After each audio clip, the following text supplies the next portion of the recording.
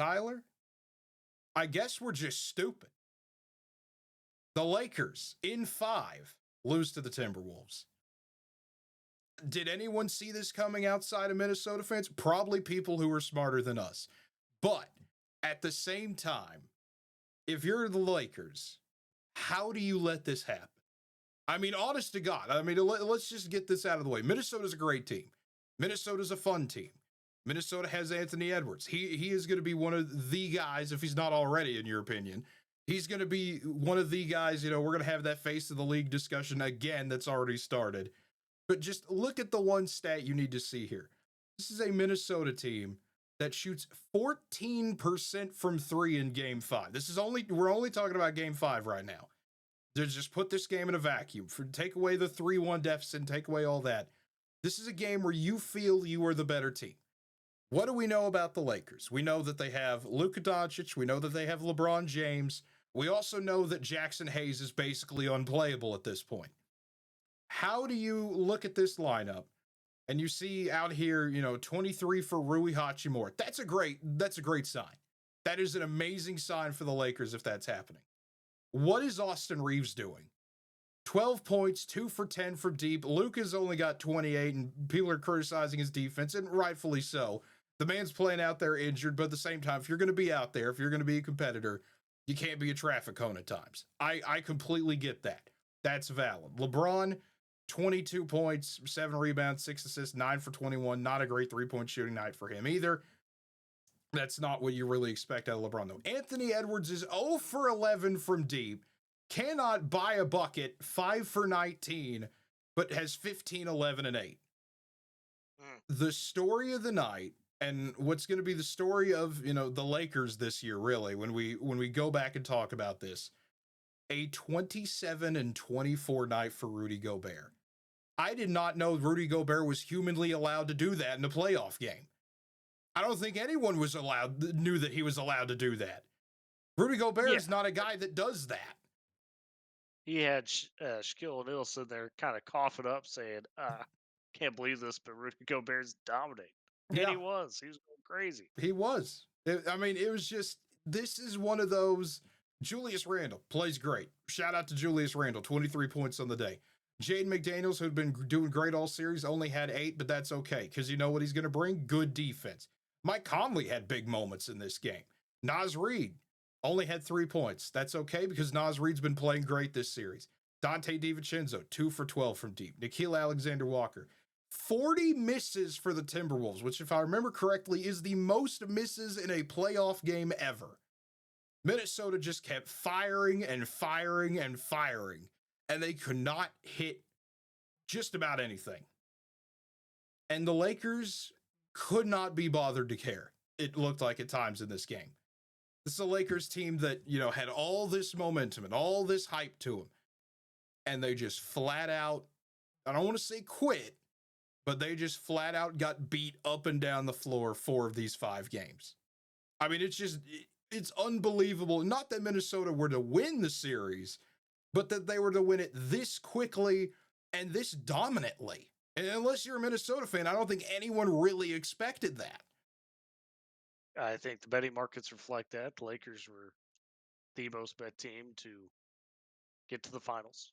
And obviously fell very well short of that. Everybody had their purple glass.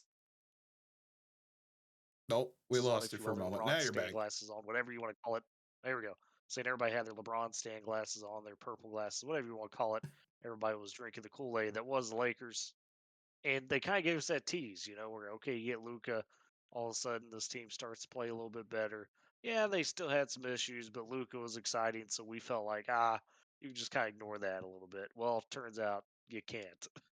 Defense does win championships, and they didn't have any, as shown by Rudy Gobert's performance to essentially close them out. They let Rudy Gobert look like prime Shaquille O'Neal. It was insane. Yeah, and then, you could look at the coaching side of this. J.J. Redick, there were some moments where he just, this is a rookie head coach. And you understand that, are we going to take J.J. Redick over him? Yes. Any Lakers fan would do that, I would believe. But Maxi Kleber came back in this game. That was okay.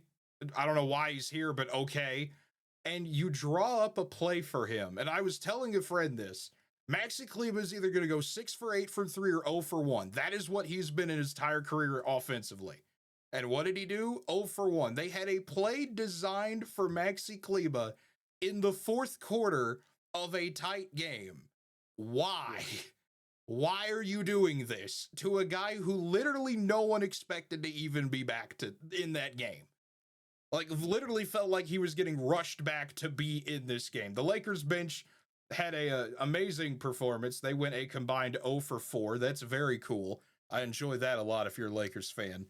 But it's just, this is the problem with the Lakers that seems very obvious in hindsight, that when your bench isn't going to show up and one of your big three, alleged big three, Tyler, you were right on the money to call that, but Austin Reeves just was a ghost. It turns into the LeBron and Luka show. Luka keeps getting banged up and hurt, and we're going to hear all these other things that come out, but he's just getting attacked on the defensive side of things. And that's the smart play. That's what a competent basketball team would do. This was a competent Minnesota team versus the circus that LA had going on trying to figure out anything. That's what this boiled down to. Yeah, circus, and just a stark reminder that, hey, the arrow saying, all right, we're just gonna have, big three, quote unquote. Austin Reeves is obviously not actually part of that Lakers fans want him people. traded now, so much for Well, that. I mean, Kate, I've been on this man's hater list since he was in college. I've That is expressed true. this to you. I'm an OU fan. I didn't like him at OU. He's not a bad player, but like I always thought he was overrated because Yeah. he just takes a lot of shots. He's a volume shooter, and he's not as, you know, how do I put it? He's not super athletic. He's not as consistent as he needs to be, and that all showed here, in the series. And yeah, some vindication there, if you will, for me. But besides that, I mean, LA's got to build this team out. Obviously, getting Luca, I think, is huge because say what you want about Luca, that's a guy that you could build around. And I think ultimately the trade still is good for them, right? Getting rid of AD because AD was not going to be the guy to carry the torch from LeBron. He just wasn't. He's not at that phase in his career. Yeah. So Luca could still be that guy, but you've got a lot of work to do to get this team where it needs to be a true championship contender. Yeah. And I mean, I want to talk about the fallout of this game just a little bit more because, I mean, the first thing that happened and kind of lit social media up a little bit, 2 minutes after the game, Mark Williams tweets out the smiley face. Mark Williams, we all thought would be a Laker. That was going to be the other big deadline acquisition for LA. Didn't happen. Everyone just kind of, okay, what's up with that? And then Mark Williams goes on to just put up the Instagram story of the good old showed up at my hater's funeral meme or whatever it is. I can't even remember, but it was a good time there. And when the Lakers lose, everyone's going to get their shots in, and we're a part of that. I mean, Oh, that's sure. kind of what this video is going to turn into. If you don't think it has already, is that this is a Lakers team that just I want to talk about JJ Redick a little bit more because this goes back to Game 4, where you are down 2-1 and you are just playing guys the entire second half straight up. Like you look Yeah. at it, Luka's playing 46 minutes, LeBron's playing 46, Rui's out here with 41, Dorian Finney-Smith's out here with 41. I get the idea of, these are our best players. We have to just ride with them because Jackson Hayes literally can't do anything right now. But you can't do that because this team is not built to do. This is not a young team where you can run and gun like that and okay, yeah, they'll be tired, but they're young. They'll recover. LeBron James is 40 years old out here. He's going to die. With how great he is conditioning wise, you can't play a guy 46 minutes in a normal playoff game. You can't do that in game 4 and expect, okay, we got to turn around and play game 5 real quick. That just doesn't work like that. Luka Doncic is going to die over here and looks like a fish out of water basically because Luka doesn't have to usually play in a game like that where you're playing 46 minutes. I get what JJ's trying to do, but these are just mistakes that were avoidable. You had to trust your bench a little bit. I get that you don't have a bench. That was the other big problem for the Lakers. This is a team that, you said it perfectly earlier. Luka was supposed to be one giant band-aid for this season and you move on from there. And that didn't happen. It just straight up did not happen. And Minnesota jumped all over it. Minnesota took great advantage of it. And the Timberwolves are in a great position now because there's a very good chance they get Golden State in the conference semifinals. We could see Minnesota return to the Western Conference Finals, which, is not surprising if you think about it. I mean, they were there last year, but it kind of felt like something would come up this year. You had the big trade at the beginning of the season. You want to look at all these narratives that go on. How will Minnesota respond to this? Every time they've been hit with adversity, they've found a way. Every time something bad has happened to Minnesota, they've moved on, and Anthony Edwards just continues to get better and better and better. And that's a scary thought because, Tyler, I'm going to tell you right now, if we get to a Thunder Timberwolves conference final, that's going to be insanely fun. That is going to be a fun series, I think. Oh, it should. There's no doubt. I mean, and when he cranks it up, he's a tough guy to stop. I'm curious to see what the Thunder would do to try to deal with him. Rudy Gobert gives you somebody tough inside that could, try to deal with Hardenstein as well as Chet and those guys. So that would be kind of interesting. It'd be a great matchup, honestly, I think. But back on the Lakers side of things, I want to touch on this. Everybody's dogging on JJ Redick. I don't blame the guy. Like, you laid it out. He had to play those minutes for those guys. Like they had to turn in those type of minutes because he couldn't trust his bench. Yeah. He was given a team that has no bench. What do you want him to do? Just basically throw away the game in the playoffs, saying, "Hey, I'm going to put in a bunch of guys that I don't trust to actually get us there." I don't blame him. I mean, the stars are stars for a reason. LeBron spends $1 million on his body. I know he's older. I get it, and I know Luca maybe doesn't condition himself the way, at least in some people's minds, he should. But either way, those two are your stars. If they can't handle that load, that's not on JJ Redick. It's on the Lakers front office for building the team they did to where those players have to play those minutes and clutch roles because you don't have a bench worthy of trusting. Yeah. I mean, it's just crazy looking at it that the Lakers just get to this kind of a situation. And I mean, it's one of those where I don't really know what else there is to say about it other than if you're the Lakers moving forward, you obviously have to build this team around Luka. You have to hope that he stays there, which I think there's a very good shot he does. I would say it's a 90% shot he just stays in LA. That's the type of guy he is. But man, this is gonna have to be the summer of all summers for Luka. You're gonna have to actually sit down and have this conversation about where you want to be conditioning wise. You mentioned it with LeBron, one of the greatest, guys when it comes to conditioning and athleticism and all of that in the history of the NBA. I mean, he just is. You have that opportunity available for you. If Luka does not take care of his body this offseason, and I've said this is a guy that's defended him, ever since he came into the league. If he doesn't do it this offseason, I don't know when that would ever happen. I really Yeah. don't. And, the one thing that I think, if we're going to give any credit ever to Nico Harrison, which I don't like I'm to, not. I'm sorry. um, his only complaint is that now people say, well, you could look at guys like James Harden and some of those that maybe, also didn't necessarily always take great care of their bodies. But here's the thing with that. As we're noticing with those guys, their peak, if you will, has turned out to be short. They're still good players, but are they guys that you trust to lead the franchise per se? No. No, they're not. So what does Luca want to be? Does he just want to be a really fun player that had, at his powers, peak of his powers, kind of similar to LeBron, James Harden, excuse me, where he said, "Hey, this guy may be one of the best players in the league." Does Luca want that, or does he want to go to LeBron route and say, "Hey, this guy's put himself up in there for the greatest ever"? Because Luca's got skill that I think is so unique in a lot of ways. Even when he was injured, um, in their elimination game there, he hit. And this is after he had already had the back spasms, dealing with the back, and came back on the court. He had one shot, and this was, I want to say, it was third quarter, maybe late third, somewhere in the second half.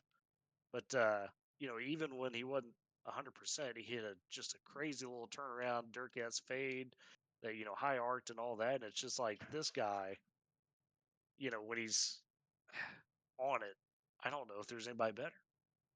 but he's got to match that with the dedication to the physical side of the game. We know Yes. he's got the passion for it, but you got to match it with that dedication to saying, I'm going to be the best version of myself, not only mentally, but physically. Yeah, and for the Lakers, I mean, like I said, you have to build the team around Luca in mind now. You have to find a way to get that rim running center. I mean, you look at what Dallas had; that was the perfect roster for Luca. It really was. Oh, yes. You have another guard that can take over when you need to in Kyrie Irving. You had that going on for you, and you had shooters and defenders, and that's really what you needed. Guys who can finish and defend to hide Luca's one real weakness. That's what you have to build if you're the Lakers. And the Lakers should be able to build it. If Dallas can build it, it's LA. Come on. I mean, my goodness. This is a franchise that thinks by the snap of their fingers they could get Giannis tomorrow if they really wanted to because they're the Lakers. I mean, fan base thinks they could will it into existence. Lakers probably can get some good stuff in the offseason, and then we could really go into okay, this Lakers team is officially scary now. But man, I've seen people. I mean, obviously, social media was crazy yesterday about this. There were people saying this might have been LeBron's last game. You think LeBron wouldn't do a whole final farewell season, and the NBA would? The NBA, I think, would be mad if LeBron just up and announced he was retiring tomorrow. I think Adam Silver would be in his office calling people. Honestly, I mean, If we've learned nothing but from the Bronny situation, it's clear that LeBron likes the storylines to a he degree, does. right? Especially LeBron, the working out of basketball player, LeBron, the showman, go together really well. They really do. And I mean, he's one heck of a show. He's going to have a farewell tour season. That might be next year. I would think it's going to be next year. We'll have to see, and then the Lakers can officially pass the torch over. But man, it was the other thing about LeBron. I mean, they had the press conference where they talked about, just mentioned briefly Anthony Davis. We said what we said and then moved on. And you could tell there was some people trying to pin at it here, like, oh, hey, maybe he didn't want Anthony Davis trade. The Luka trade just fell onto him, and he's like, man, I really didn't want this. I think that's probably reading into it a bit too much, but at the end of the day, this is the NBA. It's the world's greatest soap opera. We're gonna read into everything here. But man, just I cannot believe not that the Lakers lost the series, but that they just got whipped the way they did by Minnesota. It was just impressive. yeah, I mean, it's just we should say shocking based off all the metrics and bets and the hype, but when you break down the X's and O's, wasn't really shocking. You talked about it earlier in hindsight. It's like, oh yeah, okay, this now makes sense when you take off the bias glasses, whatever, and really look into the X's and O's. So, and I'm sure Minnesota fans will beat their chest and say, hey, we knew this all along. That's fine. That's all good and well. But at the same time, I don't know if you would have banked on it per se. So, but Minnesota, to their credit, doing what they got to do. And Anthony Edwards, man, we're talking about with Luca, where there's times where you're just like, man, this guy's got something different about him. Anthony Edwards is that guy. I mean, He is. he's right up there with when he gets rolling. I don't know if there's many players that are truly better in the world than Anthony Edwards. It's really Exactly. special. Exactly. So I'm going to leave this off with two things, 2 points that really have nothing to do with anything, but I just feel like saying them. Tyler, who's had a worse week, the Lakers are Shannon Sharp. Let's just put that here. He Oh, was the guy who oh, started Lakers Shannon in Sharp five. catching strays. Oh no. Listen, he's the guy who started Lakers in five. He's the reason why we have this going on here. Even Anthony Edwards made fun of it. Hey, they said Lakers in five. It was Wolves in five. I think that's pretty cool. And you know what, Ant? I think that's pretty cool too. But also, Tyler, we got to do it to him. It's not Lakers in five. It's Lakers in five guys. Put the fries in the bag. You don't even get in and out. You don't even get in and Wow. out. It's probably terrible. Doesn't Jeez. compare to Whataburger. Have to throw that in there. Have to throw in my regional chains of Brahms and Whataburger. We will stand There you up go. for that here in the South and whatever the heck you classify Oklahoma as. Put the fries in the bag, Austin Reeves, and the entire Lakers bench. What are y'all doing here? Just cannot believe it. You made me look like an idiot online. How dare you? Hey, don't trust Austin Reeves with those fries. He'll miss the bag. Oh, Oof, he'll miss. He's either going to miss it or he's going to cook too much, and then it's going to be a bad situation. It's going to be bad. But folks, as always, if you've made it through this long, long, meandering, rambling video, thank you. First of all, we sincerely do appreciate it. Nearly at 140 subscribers. We always appreciate people coming to the channel. If you've made it this far, feel free to like the video. Feel free to subscribe to the channel if you haven't already. Most of the people who watch these videos don't subscribe, and frankly, that makes me a little sad. 95% of people who watch these videos don't subscribe to the channel. It's free, costs you nothing, only takes 5 seconds of your time to hit that button. You will do something more productive than Bronny James did this entire playoff series if you hit the subscribe wow. button Weird. and as well hit the notification bell. Leave a comment down below. What do the Lakers do now? What do the Timberwolves do now? And that's go win the second round, because I think they look like the team now. There's always a team that shows up that surprises you. Last year, Minnesota could have made the argument for it when they knocked off Denver. And here they are doing it again to LA. So, folks, if you're listening on Spotify, feel free to rate us 5 stars there. Keep spreading the word. Keep just having fun. This is what the NBA playoffs are about, having fun at the end of the day and rooting your team on to victory, unless you're a sad team who can't even win 2 play-in games like the Mavericks. Yay. Hooray for that. But as always, folks, until next time, have a good one, everybody.